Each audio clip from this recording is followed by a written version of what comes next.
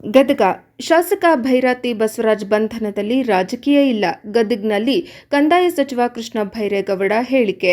ಕಾನೂನು ರೀತಿ ಅವರ ಮೇಲೆ ಅಕ್ರಮ ಆಗಲಿ, ಕಾನೂನು ರೀತಿ ನಡೆಯಲಿ, ಅದರಲ್ಲಿ ನಾವು ರಾಜಕೀಯ ಬೆರೆಸೋದಿಲ್ಲ. ಕೋರ್ಟ್ನಲ್ಲಿ ತೀರ್ಮಾನ ಆಗಿರೋದ್ರಿಂದ ಅದರಲ್ಲಿ ಏಕೆ ರಾಜಕೀಯ ಬರುತ್ತೆ? 3 ಕೋರ್ಟ್ನಲ್ಲಿ ತೀರ್ಮಾನ ಆಗಿದೆಯಲ್ಲ. Civil court, high court, supreme court ಎಲ್ಲ ಹೋಗಿರೋದ್ರಿಂದ ಅದರಲ್ಲಿ ರಾಜಕೀಯ ಅಡಗಿಲ್ಲ. ರಾಜಕೀಯ ಅನ್ನೋದಾದ್ರೆ ಜಡ್ಜ್ ರಾಜಕೀಯ ಮಾಡ್ತಾರಾ ಅರ್ಥನಾ ಎಂದು ಪ್ರಶ್ನೆ. ಹಾಗೆ ಅರ್ಥ ಬರುತ್ತೆ ಎಂದು ನಗುತ್ತಾ ತೆರಳಿದ ಕೃಷ್ಣ ಬೈರೇಗೌಡ. ಕ್ಯಾಮರಾಮನ್ ಜಗದೀಶ್ ಜೊತೆ ಅಶೋಕ್ ಹೂಗಾರ್, ಪ್ರಜಾಪ್ರಭ ಟಿವಿ. ಅದು ನೀವು ಅವ್ರಿಗೆ ಕೇಳಬೇಕು. ಈಗ ಅಟ್ಲೀಸ್ಟ್ ನಾನು ಪಾಲನೆ ಆದ್ರೂ ಮಾಡ್ತಾ ಇದ್ದೀನಿ, ಹೌದಾ ಇಲ್ವಾ? ಅದಕ್ಕಾದ್ರೂ ನನ್ಗೊಂದು ಸ್ವಲ್ಪ ನೀವು ಒಪ್ಪಿಗೆ ಪತ್ರ ಕೊಟ್ರೆ ನಾ ಉಳಿತೇನೆ. ಯಾವ ಕಾಲಕ್ಕೆ ಏನಾಗುತ್ತದ ಹಾಗೆ ಆಗುತ್ತೆ. ಹಾಗಾಗಿ ಸಿಎಂ ಕುರ್ಚಿ ಬದಲಾಗಿರುತ್ತೆ ಸರ್. ಗೊತ್ತೆ, ಕಾಲನೇ ಉತ್ತರ ಕೊಡುತ್ತೆ ಅದಕ್ಕೆಲ್ಲದಕ್ಕೂ ಕೂಡ. ಕಾಲವೇ ಉತ್ತರ. ನನ್ನ ಉತ್ತರ ಯಾರಾದ್ರೂ ನನ್ಗೆ ಗೌಪ್ಯವಾಗಿ ಒಳಗಡೆ ಕೇಳಿದ್ರೆ 4 ಗೋಡೆ ಮಧ್ಯೆ ಹೇಳ್ತೇನೆ. ಸಾರ್ವಜನಿಕ ನಾನು ನೋಡಿ ಪದೇ ಹೇಳಿದ್ದೇನೆ. ಹೇಳಿದ್ದನ್ನ ನನ್ಗೇನಿಲ್ಲ, ಇನ್ನೂ ರಿಪೀಟ್ ಮಾಡಿ ಹೇಳ್ತೀನಿ. ಬಟ್ ನಿಮ್ಗೆ ಇವ್ರು ಹೇಳಿದ್ನೇ ಹೇಳ್ತಾರಲ್ಲಪ್ಪ ಅಂತ ನಿಮಗೆ ಸಪ್ಪೆ ಅನ್ನಿಸ್ಬಹುದು. ಸಾರ್ವಜನಿಕ ಚರ್ಚೆಗಳು ಜನಗಳ ಬದುಕಿಗೆ ಸಂಬಂಧಪಟ್ಟಿದ್ದು ಆಗಿರಬೇಕು, ಜನಗಳ ಜೀವನದ ಸಮಸ್ಯೆಗಳಿಗೆ ಸಂಬಂಧಪಟ್ಟಿದ್ದಾಗಿರಬೇಕು. ಈ ಅಧಿಕಾರಗಳ ಬಗ್ಗೆ ನಾವು ಚರ್ಚೆ ಮಾಡಿಕೊಂಡು ಇದರಿಂದ ಯಾವ ಸಾರ್ವಜನಿಕ ಹಿತನೂ ಕೂಡ ಅಡಗಿಲ್ಲ ಇದರಲ್ಲಿ ಅನ್ನೋದು ನನ್ನ ಪರ್ಸನಲ್ ವಿಷಯ. ಇದನ್ನು 1 ಅಲ್ಲ 4 ಬಾರಿ ನಾನು ಹೇಳಿದ್ದೇನೆ. ನಿಮಗೂ ನಾನು ಅಂತಿಮವಾಗಿ ಹೇಳೋದು ಅದೇನೆ. ಈ ಚರ್ಚೆಗಳಿಂದ ಈಗ ನನಗೆ ಏನೋ ನನ್ನ ಮನಸ್ಸಲ್ಲಿ ಇದ್ದಿದ್ದು ಹೇಳಿ ನಾನು ನನ್ನ ಆಸೆ ತೀರಿಸ್ಕೊಂಡೆ ಅಂತ ನನಗನ್ನಿಸ್ಬೋದು. ನಿಮಗೆ ಸ್ವಲ್ಪ TRP ಜಾಸ್ತಿ ಆಯಿತು ಅಂತ ನಿಮಗೆ ಖುಷಿ ಆಗ್ಬೋದು. ಬಿಟ್ಟರೆ ಜನರ ಯಾವ ಹೊಟ್ಟೆಪಾಡಿನ ವಿಷಯದ ಪರಿಹಾರನೂ ಕೂಡ ಇದಾಗಿಲ್ಲ. ಜನರ ಜೀವನದ ಯಾವ ಸಮಸ್ಯೆಗೂ ಇದು ಪರಿಹಾರ ಅಲ್ಲ. ನಾವು ಜನರ ಬದುಕಿಗೆ ಸಾರ್ವಜನಿಕ ಚರ್ಚೆ ನಂದು ಸೇರಿಸ್ಕೊಂಡು ಹೇಳಿದ್ನಲ್ಲ, ನಿಮ್ಮದ್ ಬಿಟ್ಟೆ ನನ್ನ ಬಿಟ್ಟೇನು ಹೇಳಿಲ್ಲ. ಕೆಲವರಿಗೆ ಜನರ ಅಪೇಕ್ಷೆ ಕೂಡ ಅದೇ ಇದೆ ಸರ್.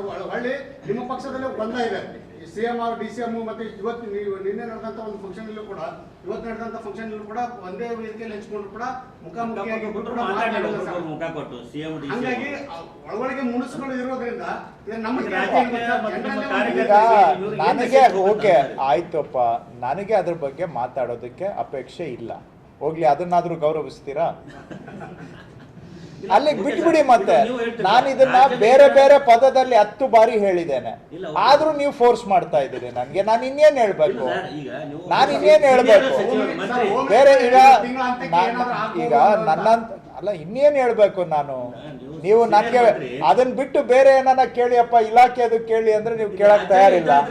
ಈಗ ಅಭಿವೃದ್ಧಿ ಕಾರ್ಯ ಕಡೆ ಎಲ್ಲರೂ ಸಚಿವರು ಕೆಲಸ ಮಾಡಿದ್ರು ಓಕೆ. ಈಗ ರಾಜ್ಯದ ಇತರದಿಂದ ಈ ತರ ನಿಮ್ಮ ಪಕ್ಷದಲ್ಲಿ ಈ ತರ ಸಚಿವರು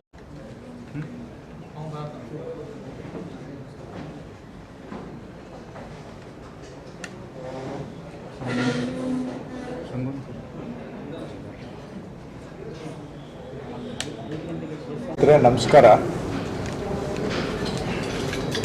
ರಾಜ್ಯದಲ್ಲಿ ಸುಮಾರು 6,500 ವಸತಿ ಪ್ರದೇಶಗಳು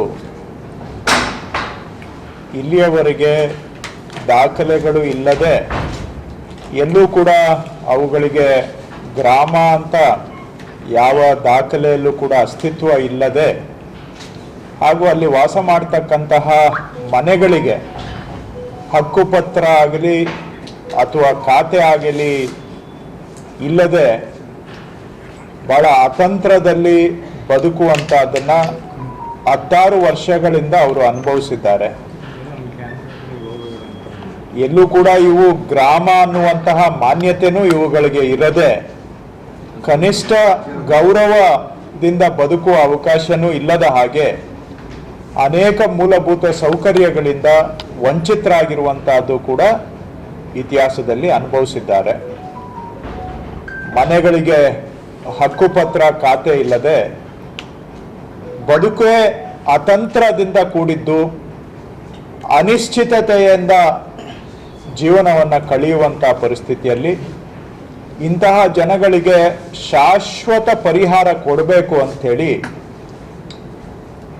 ಅವರಿಗೆ ಕಾನೂನನ್ನು 2016ರಲ್ಲೇ ತಿದ್ದುಪಡಿ ಮಾಡಿ ಕಂದಾಯ ಗ್ರಾಮಗಳನ್ನಾಗಿ ಘೋಷಣೆ ಮಾಡ್ತಕ್ಕಂಥ ಅಭಿಯಾನವನ್ನು ಕಾನೂನು ಏನಿದ್ರೆ ಅದು ಕ್ರಮ ಆಗಲಿ ಬಿಡಿ, ಕಾನೂನು ಪ್ರಕಾರ ನಡೀಲಿ, ಅದರಲ್ಲಿ ನಾವು ರಾಜಕೀಯ ಬಳಸೋದ್ರಿಂದ ರಾಜಕೀಯ ಆಗ್ತಾ ಇದೆ.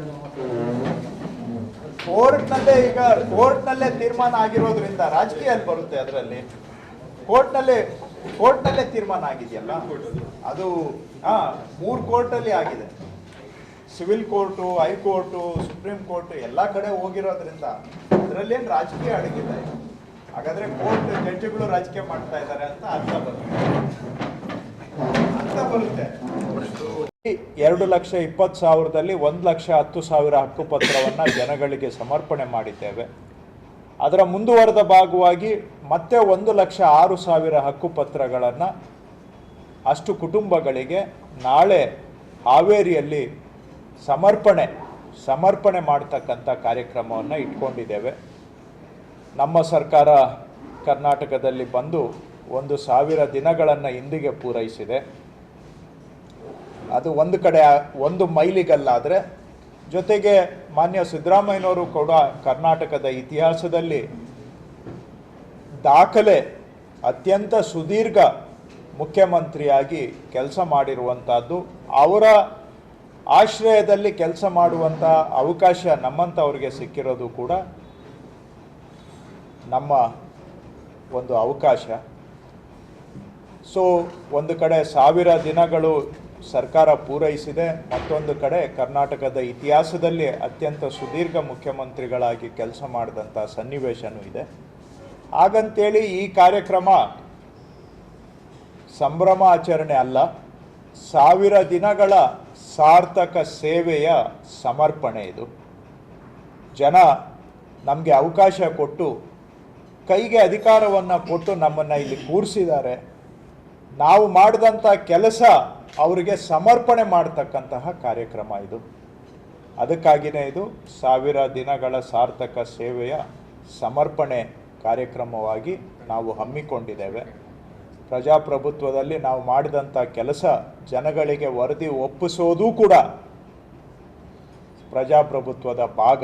ಆವಾಗನೇ ಪ್ರಜಾಪ್ರಭುತ್ವಕ್ಕೆ ಅರ್ಥ ಬರುವಂಥದ್ದು. ಸೊ ಇದೊಂದು ವೇದಿಕೆ. ನಮ್ಮ ಕಂದಾಯ ಇಲಾಖೆಯಲ್ಲಿ ನಮ್ಮ ಅಧಿಕಾರಿಗಳು ಭಾಳ ಪರಿಶ್ರಮದಿಂದ ಕೆಲಸ ಮಾಡಿದ್ದಾರೆ. 6 ವರ್ಷದಲ್ಲಿ ಎಷ್ಟು ಕುಟುಂಬಗಳಿಗೆ ಹಕ್ಕುಪತ್ರ ಕೊಟ್ಟಿದ್ರೋ ಅದಕ್ಕಿಂತ 2 ಪಟ್ಟು ಹೆಚ್ಚು ಹಕ್ಕುಪತ್ರಗಳನ್ನು ಕೇವಲ 2.5 ವರ್ಷದಲ್ಲಿ